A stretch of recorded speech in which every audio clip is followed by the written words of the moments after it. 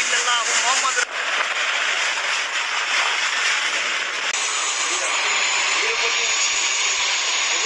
হঠাৎ গতিপথ পরিবর্তন করে ক্রমশ বাংলাদেশের দিকে এগিয়ে যাচ্ছে ঘূর্ণিঝড় রেমাল।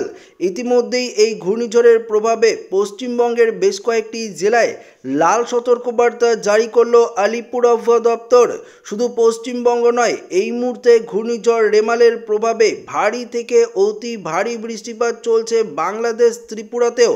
তাহলে ঠিক কোন কোন জেলাগুলিতে সবথেকে বেশি বৃষ্টিপাতের সম্ভাবনা রয়েছে এবং এই ঘূর্ণিঝড় রেমাল বাঁক নিয়ে বাংলাদেশের ঠিক কোন জায়গায় তাণ্ডব চালাবে, সমস্ত কিছু আপনাদেরকে এই ভিডিওটিতে লাইভ আপডেটেই জানিয়ে দেব।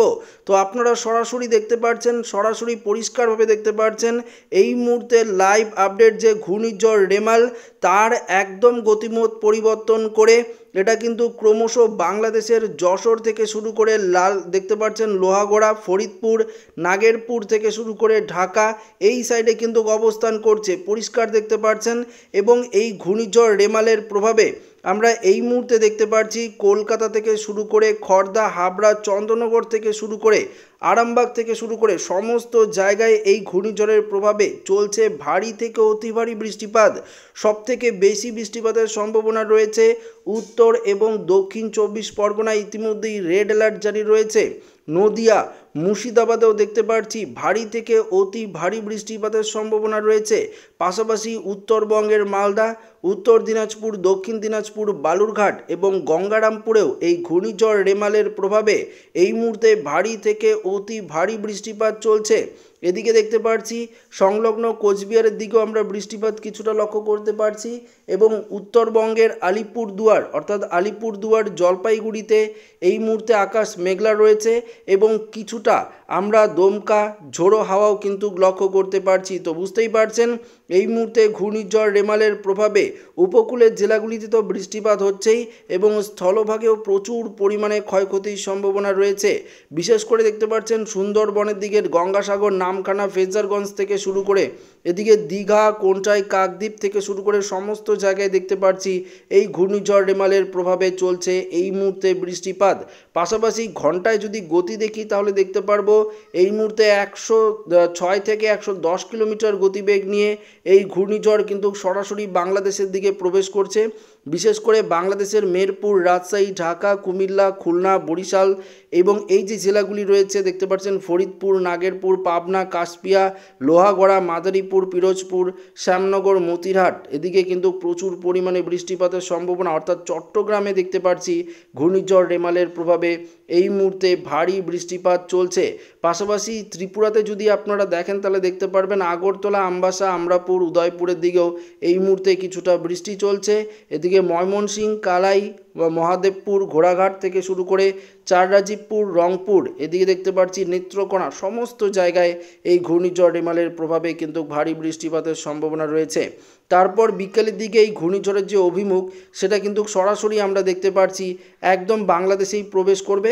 তখন পশ্চিমবঙ্গের দিকে কিছুটা যে বৃষ্টিপাত সেটা কিন্তু কিছুটা কমার সম্ভাবনা রয়েছে। বিশেষ করে পুরুলিয়া, বাঁকুড়া এদিকে ঝাড়গ্রামের দিকে কিছুটা বৃষ্টিপাত কিন্তু কমবে এই ঘূর্ণিঝড় রেমালের প্রভাবে। এই মুহূর্তে যে বৃষ্টিপাত চলছে তার প্রভাব থেকে কিছুটা রেহাই পাবে পশ্চিমবঙ্গ, তবে বাংলাদেশে চলবে ঘূর্ণিঝড় রেমালের তাণ্ডব লীলা। শুধু বাংলাদেশ নয়, ত্রিপুরা থেকে শুরু করে এদিকে উত্তরবঙ্গ এবং অসমের তুরা, গোয়ালপাড়া, গুয়াহাটি থেকে শুরু করে শিলং সমস্ত জায়গায় এই ঘূর্ণিঝড়ের সরাসরি কিন্তু প্রভাব পড়তে চলেছে। এবার আপনাদেরকে দেখাবো সরাসরি বৃষ্টি এবং বজ্রমুট করে এই মুহূর্তে ঠিক কোন কোন জেলাগুলিতে কত মিলিমিটার পর্যন্ত বৃষ্টি হবে এবং সমুদ্রে কত কিলোমিটার পর্যন্ত ঝোড়ো হাওয়া বইছে সেগুলো সরাসরি আমরা আপনাদেরকে জানাবো। তো আমরা প্রথমত বৃষ্টি বজ্রমুট করে যদি দেখি, বৃষ্টি বজ্রমুট করে দেখলে আপনারা দেখতে পারবেন যে এই মুহূর্তে একটা ভারী বৃষ্টি চলছে। বিশেষ করে দেখতে পাচ্ছি কলকাতা থেকে শুরু করে এদিকে সুন্দরবনের হলদিয়া, গঙ্গাসাগর, এদিকে নামখানা, এদিকে ফ্রেজারগঞ্জের দিকে এবং পাশাপাশি হাওড়া, হুগলির দিকে তো ভারী বৃষ্টি থাকছেই। জয়নগর, গোসাবা, এদিকে উলবেড়িয়া, কোলাঘাট, বালিচক দেখতে পাচ্ছি যে আরামবাগ থেকে শুরু করে অর্থাৎ নদিয়ার দিকেও আমরা দেখতে পাচ্ছি এই মুহূর্তে ভারী বৃষ্টি। বর্ধমান, বাঁকুড়া, দুর্গাপুর থেকে শুরু করে মুর্শিদাবাদে তো বৃষ্টি চলছে, এদিকে বীরভূমের দিকেও বৃষ্টি চলছে এবং বৃষ্টিপাতের সম্ভাবনা আমরা দেখতে পাচ্ছি মালদা, বালুরঘাট 2, দিনাজপুরের দিকে এই মুহূর্তে বৃষ্টিপাত রয়েছে।